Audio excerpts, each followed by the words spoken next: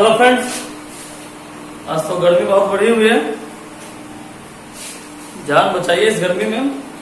चलिए, तो कल हम आप लोग को दोस्तों बताए थे ऑर्स्टेड का नियम, ठीक ना। ऑर्स्टेड लॉ बताए थे कि आखिर ऑर्स्टेड ने अपने प्रयोग से किस प्रकार विद्युत धारा का चुंबकीय प्रभाव को सत्यापित किया, है ना दोस्तों। आज हम आप लोग को एक नया टॉपिक बताएंगे। जानते हैं क्या? एकदम बिल्कुल नया टॉपिक है, नाम जान लीजिए। उस नए टॉपिक का नाम है बायोट-सावर्त का नियम। आज हम आप लोग को एक फार्मूला प्रूफ करेंगे बायोट-सावर्त, है ना। बायोट-सावर्त का क्या नियम है, बायोट-सावर्त के द्वारा धारा का चुंबकीय प्रभाव कैसे प्रूव किया जाता है। लेकिन उसको बताने से पहले, चूंकि हम आप लोग को ऑर्स्टेड का नियम बता चुके हैं, तो चाहें कि आप लोग उसके बारे में दो अक्षर लिख लीजिए, है ना। तो लिख लीजिए, ऊपर में कॉपी में हेडिंग दीजिए ऑर्स्टेड का प्रयोग, है ना। चैप्टर नंबर 7 कर दीजिएगा, यूनिट 3 कर दीजिएगा। चैप्टर का नाम है धारा का चुंबकीय प्रभाव। ऊपर में हेडिंग दीजिए ऑर्स्टेड का प्रयोग। देखिए डैश दीजिए दोस्तों, थोड़ा लिखा दे इसके बारे में। क्योंकि इस चैप्टर में आने वाले सबसे पहले वैज्ञानिक विदाउट थ्योरी यही वैज्ञानिक है। नहीं लिखिएगा बेचारे बुरा मान जाएंगे, है ना। तो लिखिए, लिखिए 1820 ईस्वी में 1820 ईस्वी में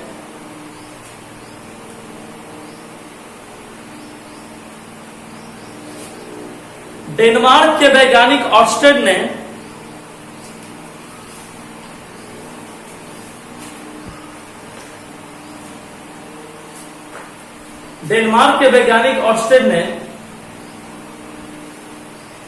अपने प्रयोग द्वारा सिद्ध किया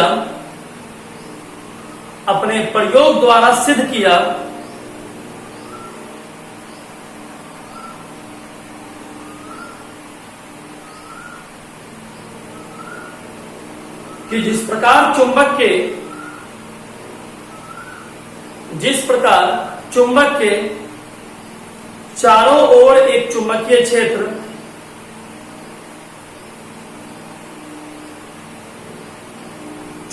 चारों ओर एक चुंबकीय क्षेत्र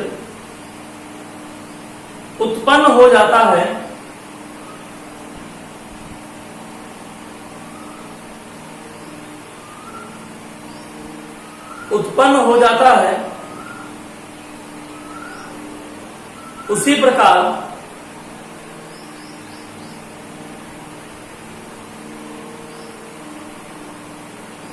एक धारावाही चालक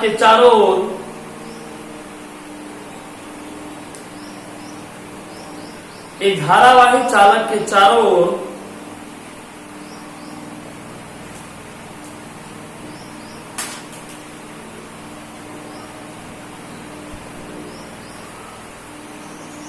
चुंबकीय क्षेत्र उत्पन्न हो जाता है।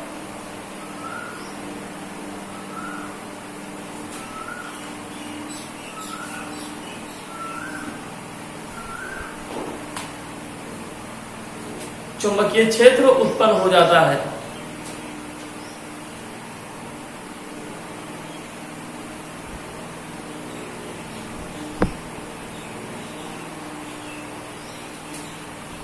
जिसे ऑर्स्टेड ने एक प्रयोग द्वारा प्रदर्शित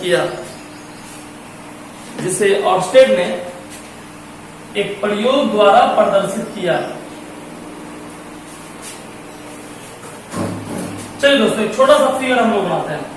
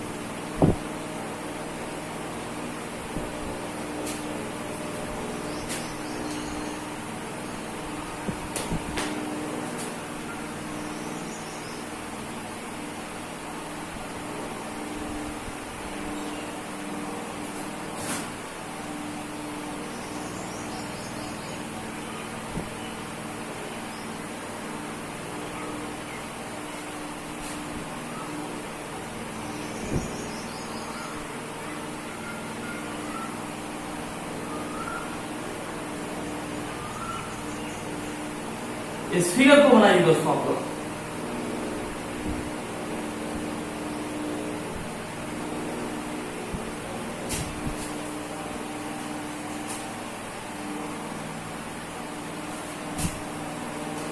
तो बनाइए दोस्तों इस फिगर को।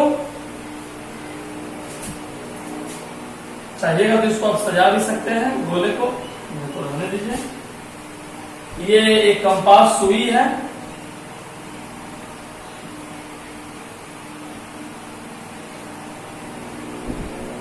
फिगर उतार लीजिए।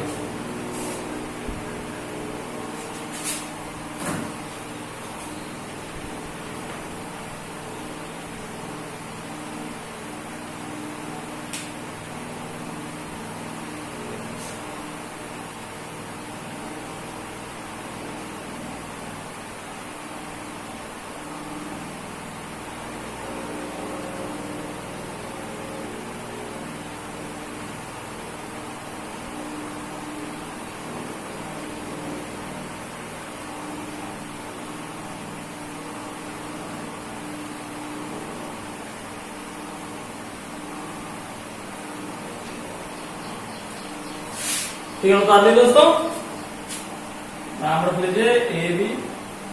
चलिए फिगर के बारे में हम आप लोग को लिखाते हैं, लिखिए। ऑर्स्टेड ने अपने प्रयोग में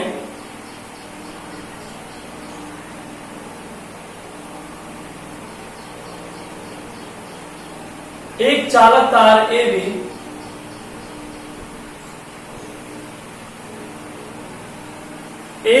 तार ए बी को कुंजी एवं बैटरी से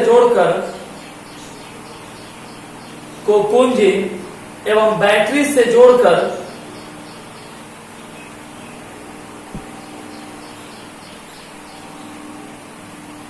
एक चुंबकीय सुई के ऊपर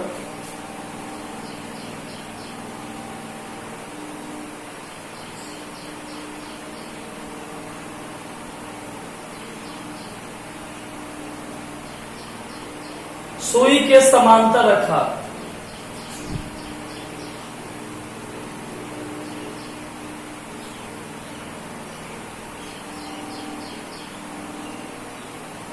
सुई के समांतर रखा।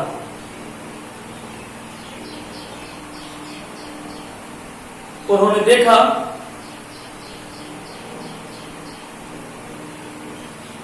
देखा कि जब तार में धारा प्रवाहित नहीं की जाती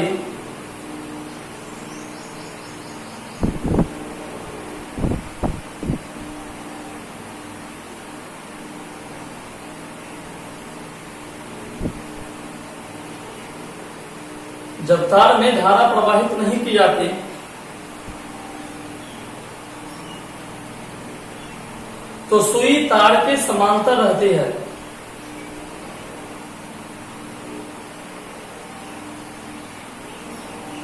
सुई तार के समांतर रहती है।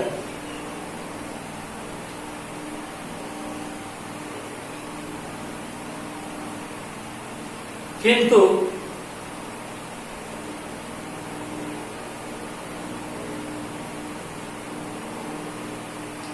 जैसे ही तार में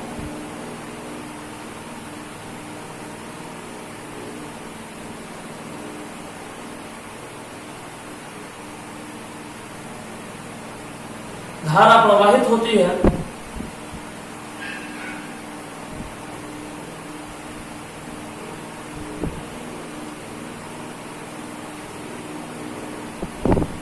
सुई विक्षेपित हो जाती है।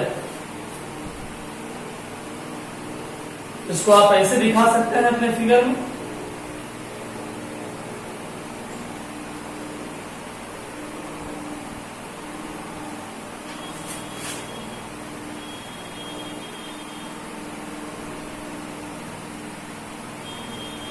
विक्षेप हो गया, अपने समांतर में ढालिए।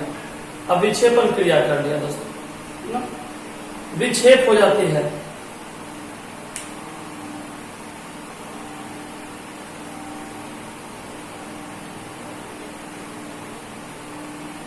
एवं जब परिपथ में लगे सेल एवं जब परिपथ में लगे सेल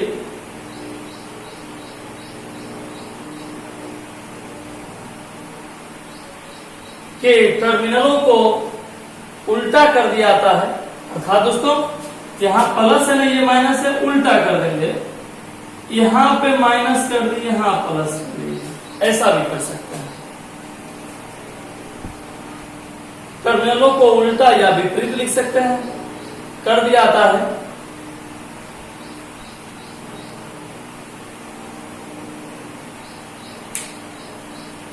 तब भी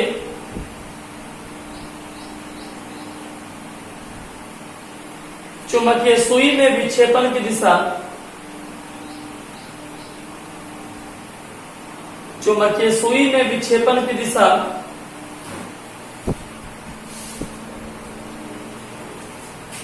परिवर्तित हो जाती है।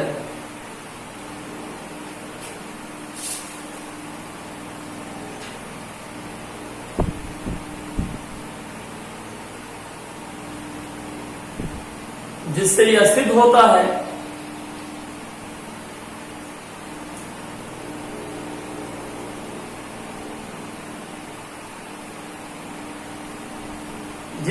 सिद्ध होता है कि विद्युत धारा में भी चुंबकीय गुण है।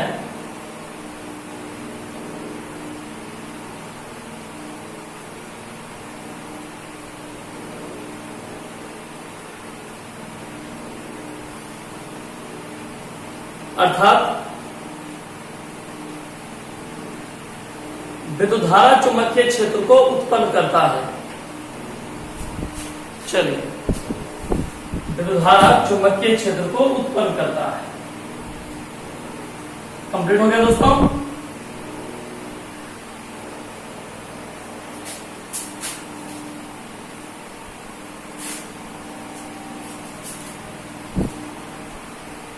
अब देखिए, इस चीज से जब ऑर्स्टेड ने ये अपना स्टेटमेंट दिया और प्रूव कर दिया कि विद्युत धारा में भी चुंबकीय गुण होता है, तो 3 निष्कर्ष निकलता है दोस्तों। निष्कर्ष 1, जब आवेश स्थिर हो, इधर करके लिख दें 1, जब आवेश स्थिर हो। निष्कर्ष 2, जब आवेश गतिशील हो। और निष्कर्ष 3, जब आवेश त्वरित हो। देखिए, जब ये कॉन्सेप्ट पढ़ लेते हैं ऑर्स्टेड का, तब हम लोग को ये 3 निष्कर्ष जानना पड़ता है दोस्तों ऑब्जेक्टिव में। ये एग्जाम में कई बार पूछ चुका है मेरे दोस्त, है ना। तो पहले इसको समझिए आप कि पहला कॉन्सेप्ट है, इसे कैसे क्वेश्चन पूछता वो आपको समझा दें। यदि आपसे पूछा कि अच्छा बताइए बाबू, जब आवेश स्थिर होता है तो कौन सा क्षेत्र उत्पन्न होता है? जब आवेश का यहाँ अर्थ हुआ इलेक्ट्रॉन, समझिए इस बात को। जब आवेश गतिशील होता है तब कौन सा क्षेत्र उत्पन्न होता है? जब आवेश त्वरित होता है तब कौन सा क्षेत्र उत्पन्न होता है? त्वरित का मतलब भी गतिशील हुआ, लेकिन थोड़ा ज्यादा फैक्टर में गतिशील हुआ, कुछ ज्यादा ही गतिशील, इसमें तुरंत भी उत्पन्न हो जाता है ना, उसका मतलब वेग बढ़ा दिया गया है। तो समझिए दोस्तों, ये ऑब्जेक्टिव का ऑब्जेक्टिव है, याद करने के लिए इंपॉर्टेंट है।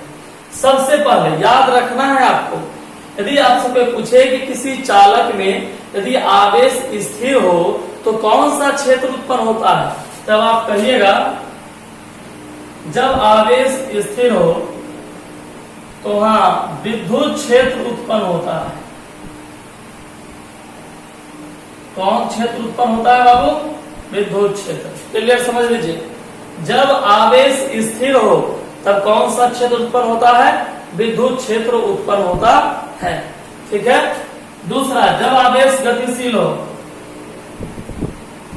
तो विद्युत क्षेत्र और चुंबकीय क्षेत्र, देखिए जब आवेश गतिशील हो तो विद्युतीय क्षेत्र और चुंबकीय क्षेत्र दोनों क्षेत्र उत्पन्न हो जाता है। दो चीज कंपोनेंट हो गया। जब आवेश स्थिर हो तो कौन सा क्षेत्र उत्पन्न होगा? विद्युतीय क्षेत्र, सिर्फ विद्युतीय क्षेत्र। जब आवेश गतिशील हो तो तुम समझो यदि कोई तार है और उस तार में करंट प्रवाहित हो रहा है तो करंट प्रवाहित होगा तब तो चुंबकीय क्षेत्र उत्पन्न होगा, और तार में करंट प्रवाहित नहीं होगा। अभी जो आप प्रयोग देखे उस प्रयोग में यदि हम सेल जोड़ भी नहीं करते, करंट प्रवाहित होता ही नहीं, तो क्या चुंबकीय सुई में विक्षेप होता? तो ऐसा मिलता है नहीं है दोस्तों। तो सेम कंडीशन जब आवेश गतिशील हो तो विद्युतीय क्षेत्र और चुंबकीय क्षेत्र दोनों उत्पन्न हो जाता है। और तीसरा, जब आवेश त्वरित हो तो विद्युतीय क्षेत्र प्लस चुंबकीय क्षेत्र प्लस ऊर्जा। देखिए जब आवेश स्थिर हो, लिख लेना है सब लोग को ध्यान से, है ना। जब आवेश स्थिर हो तो सिर्फ कौन क्षेत्र उत्पन्न होता है? विद्युतीय क्षेत्र। जब आवेश गतिशील हो तो विद्युतीय क्षेत्र और चुंबकीय क्षेत्र उत्पन्न होता है। जब आवेश त्वरित हो तो विद्युतीय क्षेत्र, चुंबकीय क्षेत्र और ऊर्जा उत्पन्न होता है। तो ये बात आपको क्लियर हो गया। यदि आपसे ऑब्जेक्टिव में कोई पूछ दे कि किस क्षेत्र में या किस क्षेत्र में आवेश जो है वह गतिशील होता है, तो विद्युतीय क्षेत्र और चुंबकीय क्षेत्र। किस क्षेत्र में आवेश जो है वह त्वरित हो जाता है, तो जब विद्युतीय क्षेत्र, चुंबकीय क्षेत्र और साथ में ऊर्जा भी उत्पन्न हो जाए तब आवेश त्वरित होता है। केवल किस क्षेत्र में विद्युतीय क्षेत्र उत्पन्न होता है?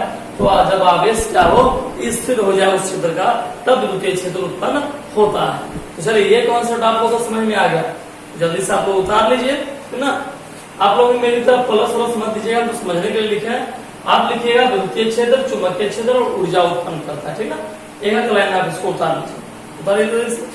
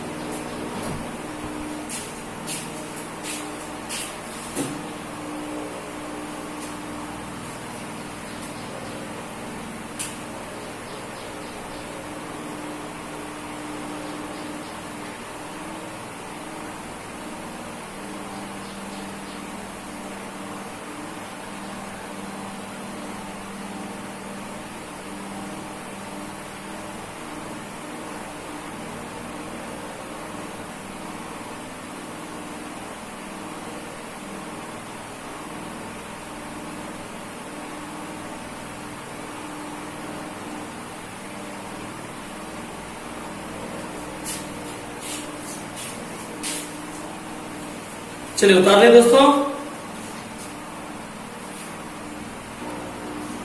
चलिए दोस्तों, अब आप लोग को हम एक नया टॉपिक पर लेकर चलते हैं, इससे जुड़ा हुआ सबसे इंपोर्टेंट टॉपिक दोस्तों, जिसका नाम है बायो-सावर्ट का नियम। यहाँ से वैज्ञानिक का सिलसिला शुरू हो जाता है दोस्तों। अब यहाँ से इस चैप्टर का एक टर्निंग पॉइंट है ना। ये ऐसा एक नियम आया दोस्तों कि यहाँ से समझिए आप एक तरह से सिर्फ अब इन्हीं का नियम कुछ दूर तक चलेगा, जिसके माध्यम से बहुत सारा फॉर्मूला भी हम लोग को प्रूव करना होगा दोस्तों। तो जानते हैं बायो-सावर्ट का नियम क्या है। बायो-सावर्ट का नियम समझिए पहले दोस्तों। बायो-सावर्ट एक फ्रांस के वैज्ञानिक थे, है ना। जैसे आप लोग पढ़े कि ऑस्ट्रिया डेनमार्क के वैज्ञानिक थे, तो बायो जो थे वो एक फ्रांस के वैज्ञानिक थे, फ्रांसीसी। इन्होंने भी 1820 ईस्वी में ही अपने नियम का सत्यापन किया। क्या दिया इनका नियम तो बड़ा लंबा चौड़ा दोस्तों, लेकिन हाँ इनके नियम में एक खासियत है, इनके नियम में दोस्तों थ्योरी नहीं है। मतलब आपको नियम जैसे ऑर्स्टेड में हम लोग पढ़ते हैं ना कि इसके भी संबंध दिया, इसके संबंध को, इनका संबंध ही समझिए एक तरह का फार्मूला प्रूव है ना। कैसे, चलिए हम आप लोग को संक्षेप में सिर्फ समीकरण बताते हैं। आप देखिएगा कितना आसान है। लैंग्वेज भले 4 लाइन को 1 पेज कर दे, लेकिन समीकरण बहुत ही छोटा है दोस्तों। कैसे, बहुत ही वीवीआई क्वेश्चन समझिएगा। इस तरह का लॉन्ग क्वेश्चन आपके फाइनल एग्जाम में पूछता है दोस्तों। तो आप देखिए और ट्रिकली सीखिए एकदम तुरंत, कि दिमाग में बैठ गया आप याद कर लोगे।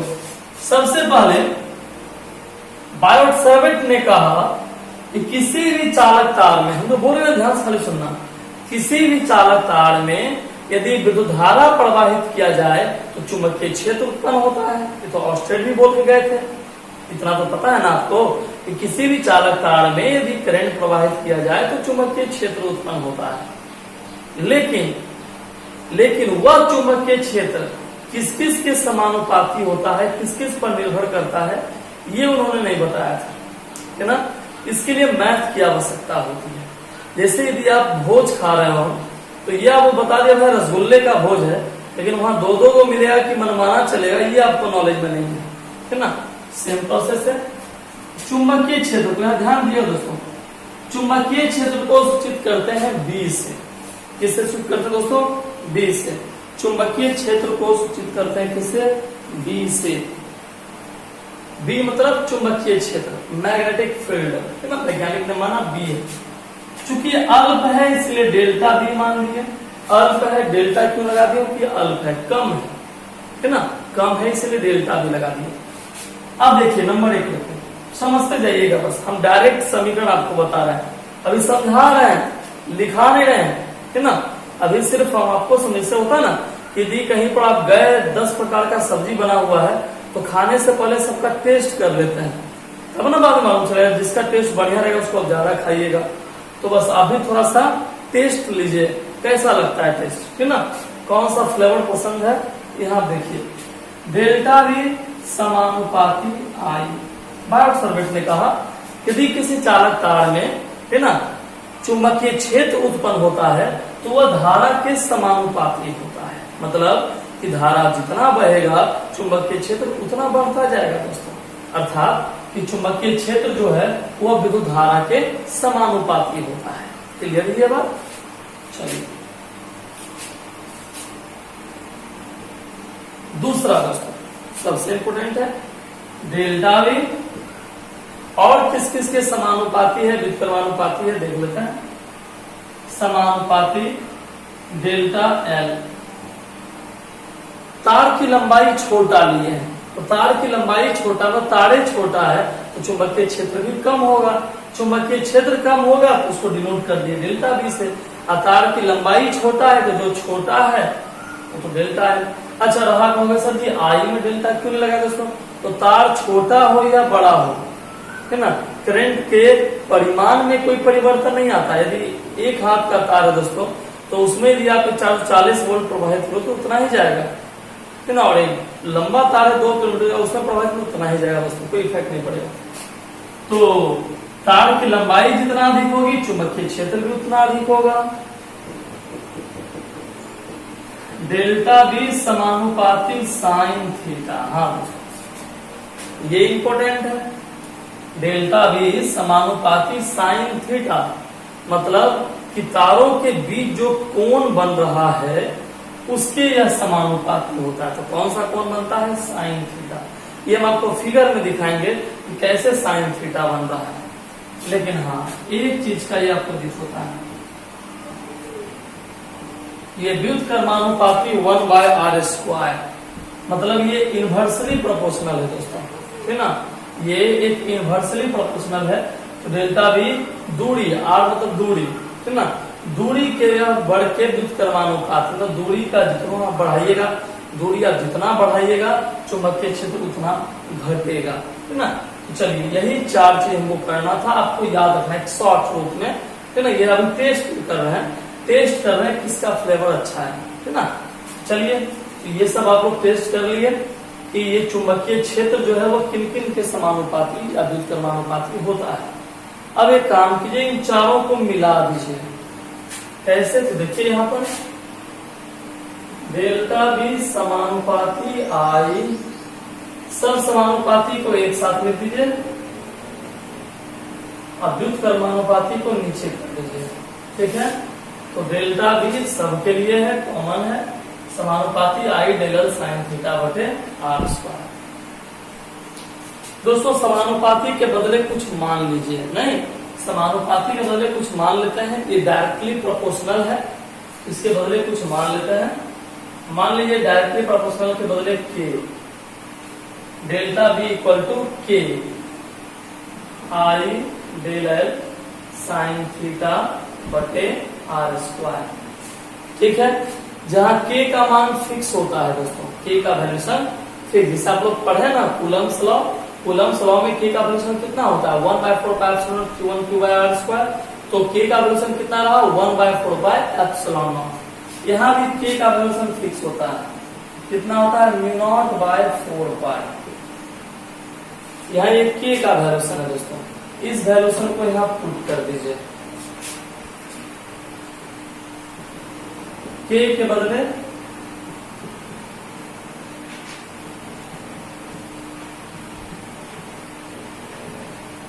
चलिए देखिए, यही फार्मूला प्रूव हो गया दोस्तों। कितना छोटा था, हो गया फार्मूला प्रूव। अब खाली एक और काम कर सकते हैं, यहाँ से डेल्टा को आप हटा सकते हैं। ये छोटी लंबाई के लिए था, बड़ी लंबाई के लिए कर सकते हैं। तो मेन हम आपको टेस्ट करवा दिए हैं, ठीक ना। देखते हो ना, कोई हिंसक जानवर है स्लेड बाग, उसको खाली खून का सुगंध लगना चाहिए, जान देता है ना, उसको खाने के लिए। तो बस ये हम आपको सुगंध दे दिए, कितना छोटा है देखिए आप। अब इसी में हम आपको फिगर बताएंगे, इसका लैंग्वेज लिखाएंगे, तब फिर इतना आप लिखिएगा, यही चीज जो है वो 1-1.5 पेज में चला जाएगा दोस्तों। और वास्तविकता देखिए इतना ही है।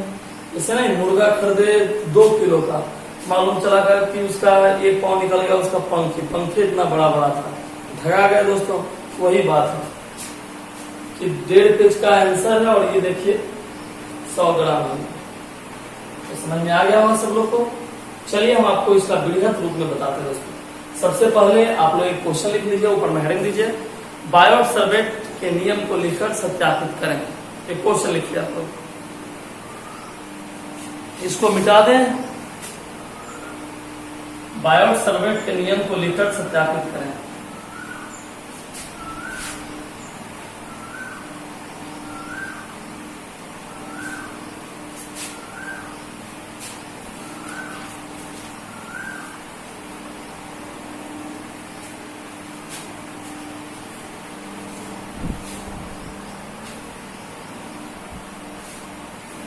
चलिए दोस्तों, ये आप लोग फिगर उतार लीजिए, इस फिगर को आप लोग उतार लीजिए, क्वेश्चन उतार चुके हैं।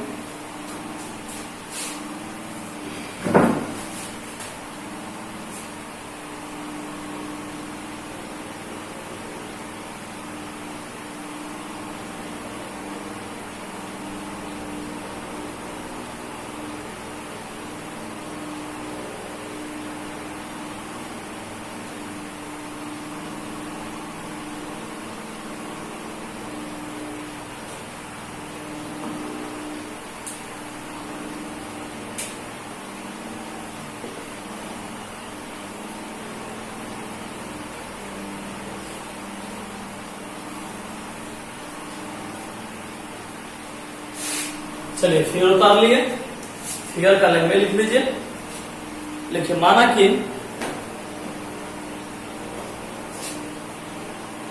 कि एक धारावाही चालक है,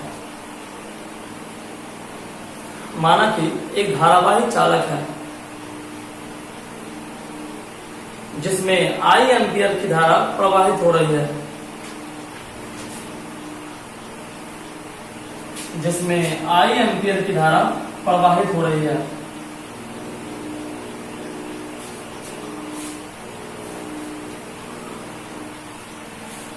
जिसका चुंबकीय क्षेत्र डेल्टा बी है, जिसका चुंबकीय क्षेत्र डेल्टा बी है। चालक तार की लंबाई डेल्टा एल है।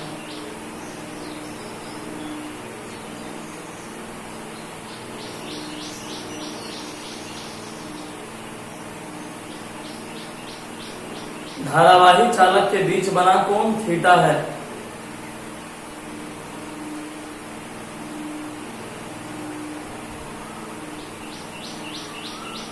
धारावाही चालक के बीच बना कोण थीटा है।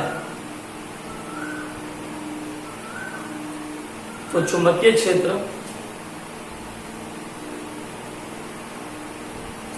क्षेत्र, डेल्टा बी की गणना करनी है।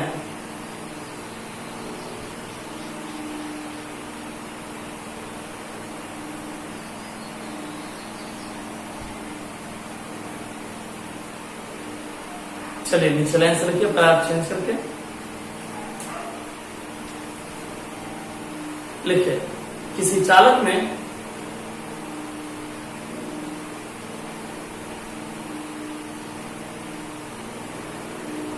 प्रवाहित धारा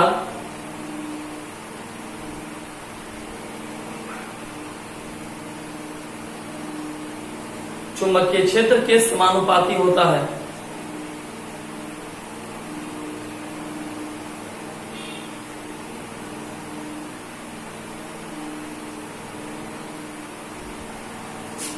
नीचे लिखिए डेल्टा बी समानुपाती आई, इक्वेशन फर्स्ट।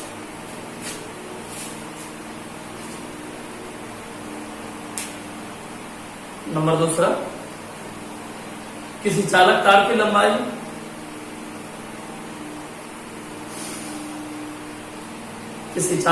लंबाई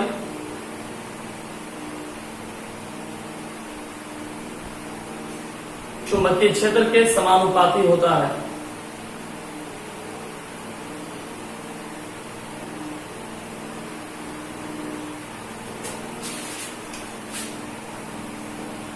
डेल्टा बी समानुपाती डेल एल, समीकरण 2।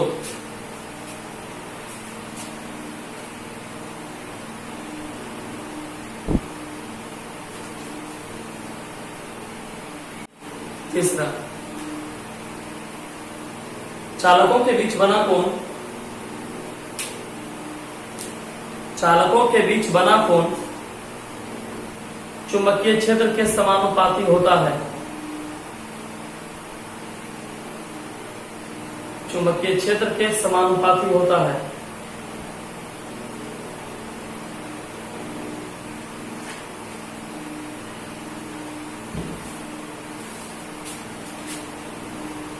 डेल्टा बी समानुपाती साइन थीटा, समीकरण 3।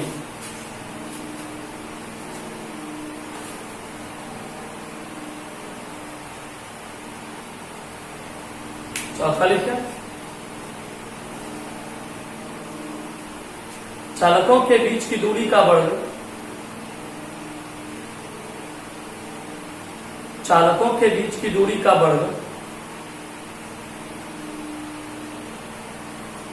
चुंबकीय क्षेत्र के व्युत्क्रमानुपाती होता है।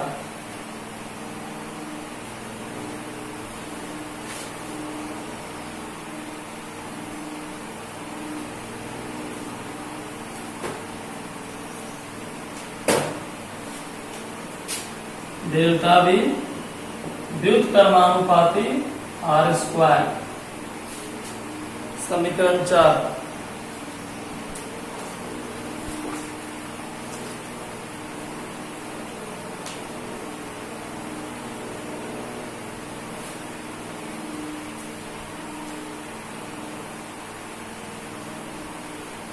चलिए अब नीचे लिखिए समीकरण 1, 2, 3 तथा 4 से क्या हो गया, डेल्टा बी समानुपाती आई डेल एल साइन थीटा बटे आर स्क्वायर।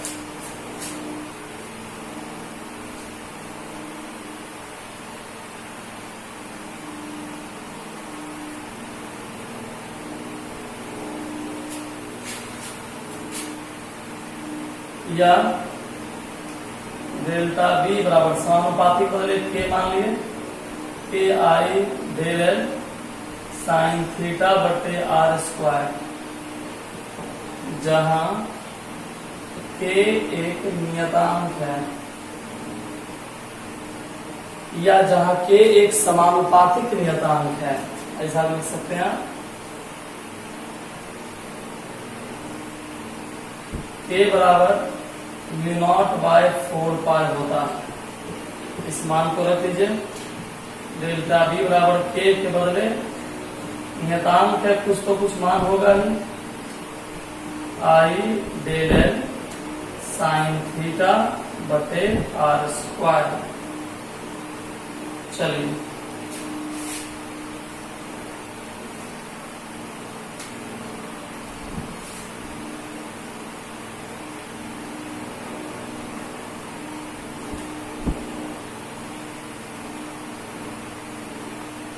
लिख लिए। यहां ब्रैकेट में लिख सकते हैं, जहां μ0/4 बराबर होता है 10 की पावर -7। ये मान लिख लीजिए।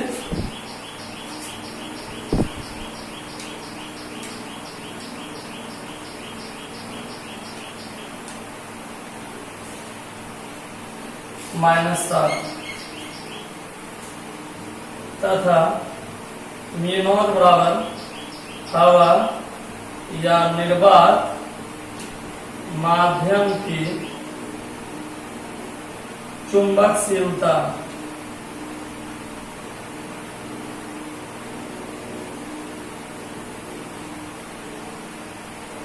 लिख लीजिए।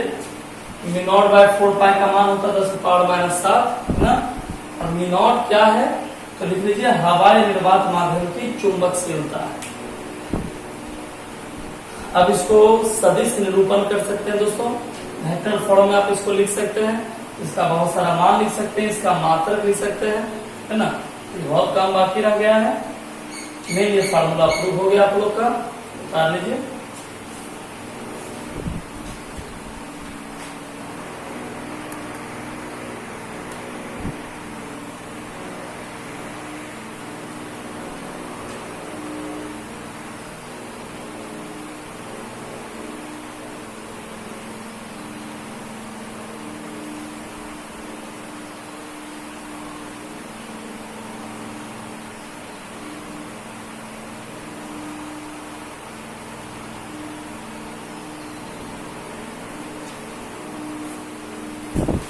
नीचे हवा या निर्वात माध्यम के थोड़ा कट रहा है, चुंबकशीलता, चुंबकशीलता लिख लीजिएगा।